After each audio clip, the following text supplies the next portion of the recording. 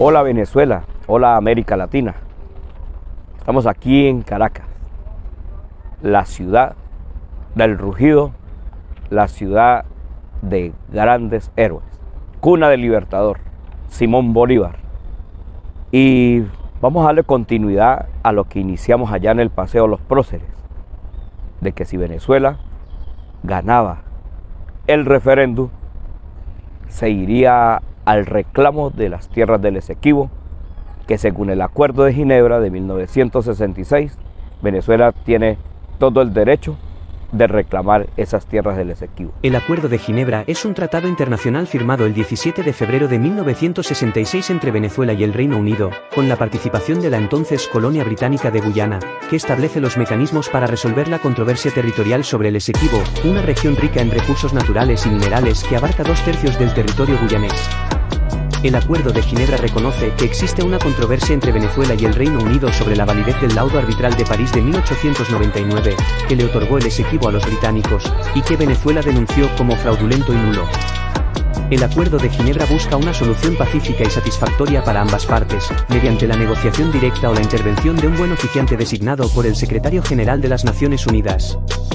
El Acuerdo de Ginebra tiene plena vigencia jurídica y es el único instrumento válido para resolver la disputa por el Esequibo, según lo ratifica Venezuela, que reclama su derecho soberano sobre ese territorio. Guyana, por su parte, rechaza el diálogo y ha llevado el caso a la Corte Internacional de Justicia, CIJ, que se declaró competente para resolver la controversia, pese a la oposición de Venezuela, que considera que la CIJ no tiene jurisdicción sobre el asunto. ¿Qué es el laudo arbitral de París?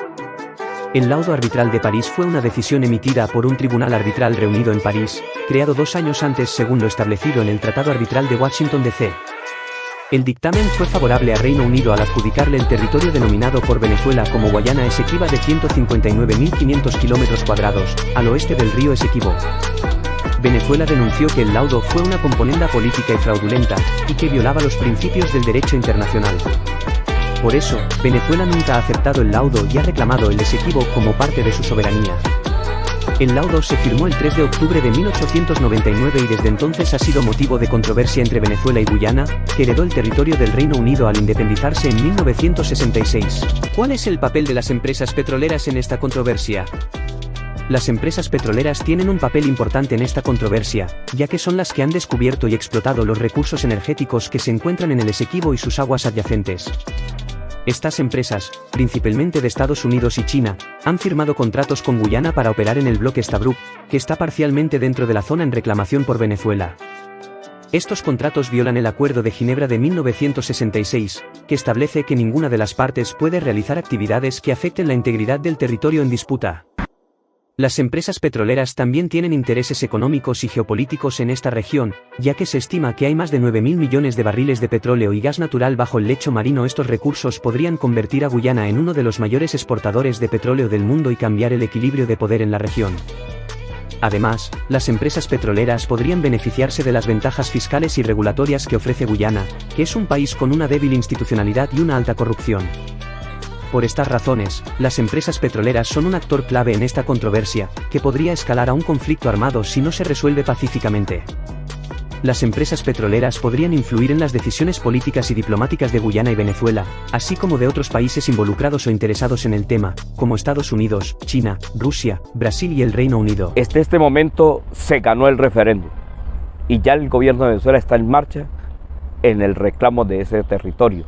Significa que va a tocar los intereses de las grandes transnacionales que están ahí, empezando por la ExxonMobil, que es la que tiene el control ahorita. Ahora Venezuela, al reclamarlo, se convierte en el yacimiento más grande del petróleo que existe sobre la tierra. Entonces, siendo así, y que lo que se va a pelear en este momento no es el territorio, por conservar el recurso natural, por conservar nuestra fauna, por conservar nuestra flora, por conservar ese territorio en su zona natural, pero más que eso, es por el petróleo. Nicolás Maduro, ni de vaina, dice que China es el mayor aliado económico del gobierno de Guyana y que invadió el territorio Esequibo venezolano con una docena de empresas. La empresa china National Offshore Oil Corporation extrae diariamente petróleo del territorio en reclamación. La empresa Huawei está desarrollando los sistemas de telecomunicaciones, seguridad y vigilancia en el Esequibo. La empresa China Harbor Engineering está construyendo proyectos hoteleros y ecoturísticos en la zona de nuestro territorio en reclamación. Pekín donó aviones y equipos militares y policiales a Georgetown. Además, China está desarrollando un proyecto de puerto de aguas profundas, un sistema ferroviario y una red de vías terrestres. Maduro miente sin descaro alguno y no se atreve a reclamarle a China su intromisión en nuestra Guayana Esequiba. Maduro le debe mucho a China y está a los pies de Xi Jinping. Porque Venezuela ahorita, en enero, entra al BRICS. Significa que los grandes aliados, Brasil, Rusia, India, China y Sudáfrica, van a componer una moneda única para contrarrestar el dólar. Y al entrar Venezuela, entra en el juego de ellos, porque necesitan también, las negociaciones petroleras van a ser bajo esa moneda nueva que se va a montar.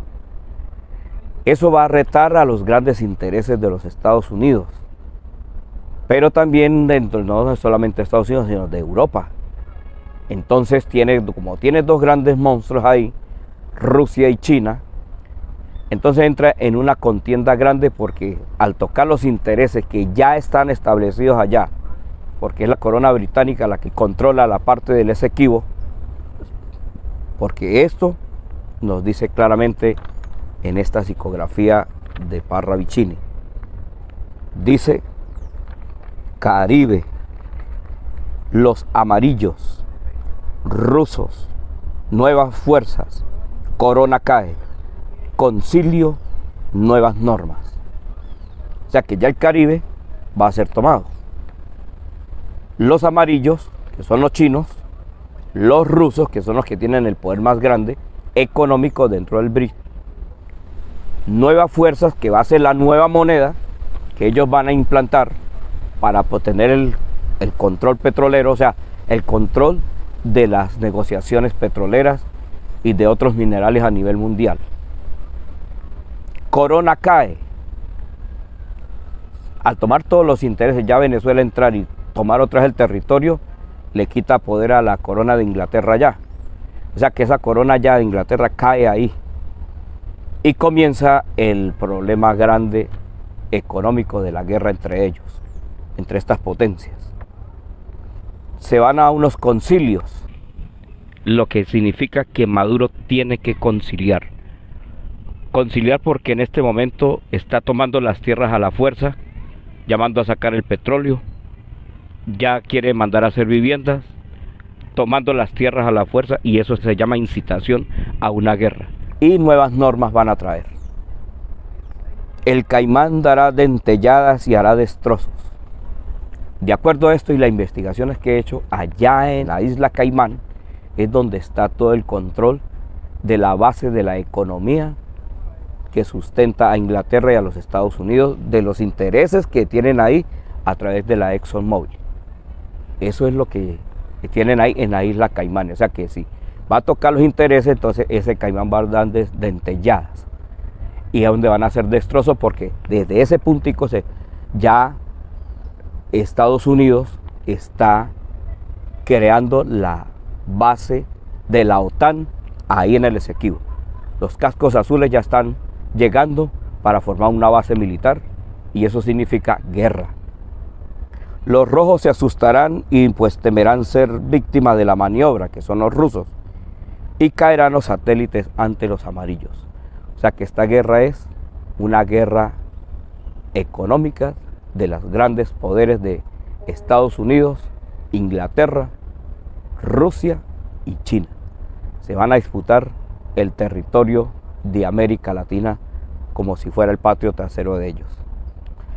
Entonces todo este plan que trae el reclamo del Esequibo nos va a llevar a esa contienda, porque esos grandes intereses que le sea de estas transnacionales, sin contar los intereses del proyecto IRSA, que se estableció desde el 2002 allá en la cumbre de Río, y que a espaldas del pueblo se firmaron grandes contratos de los dos países suramericanos, y los presidentes se hicieron cómplices de todo ese plan para vender totalmente un falso desarrollo, porque nos han despojado de nuestros minerales y de nuestros recursos naturales y han saqueado nuestros países, y todos los presidentes han sido cómplices de ese plan. Proyecto IRSA, Odebrecht.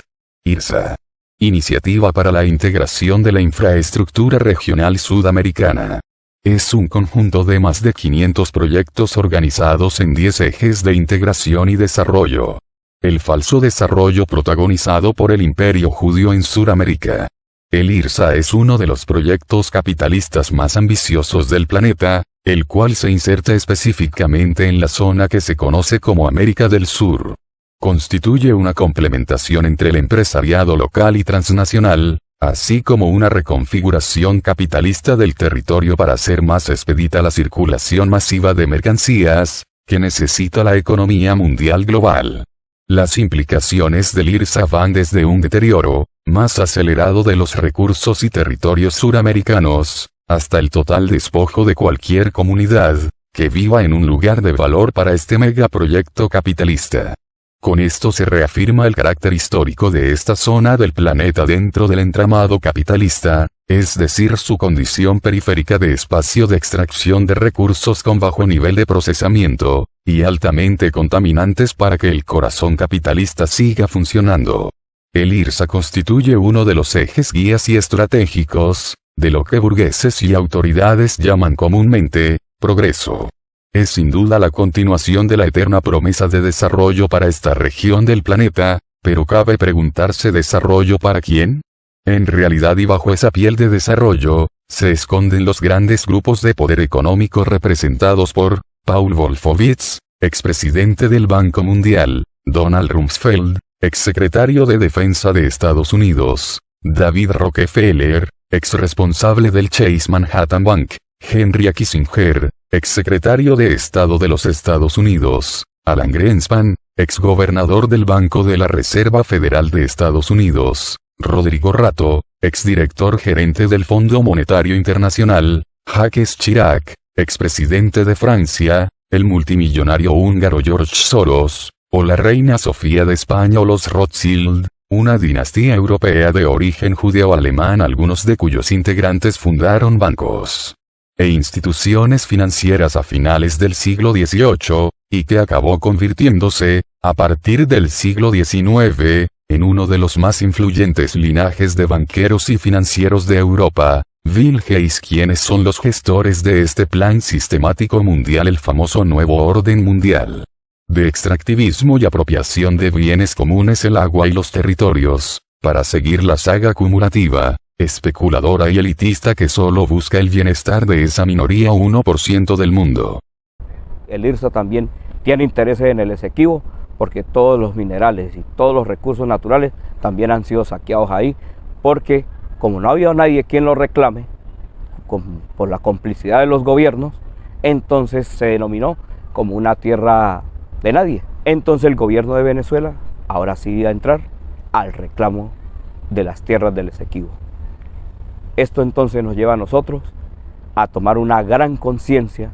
Vamos a vivir momentos difíciles, momentos de guerra, porque si ese caimán va a dar dentelladas, entonces aquí se viene una gran guerra, y nosotros solamente tenemos una sola opción, sino es buscar en el corazón de nosotros la fuerza de la verdadera libertad.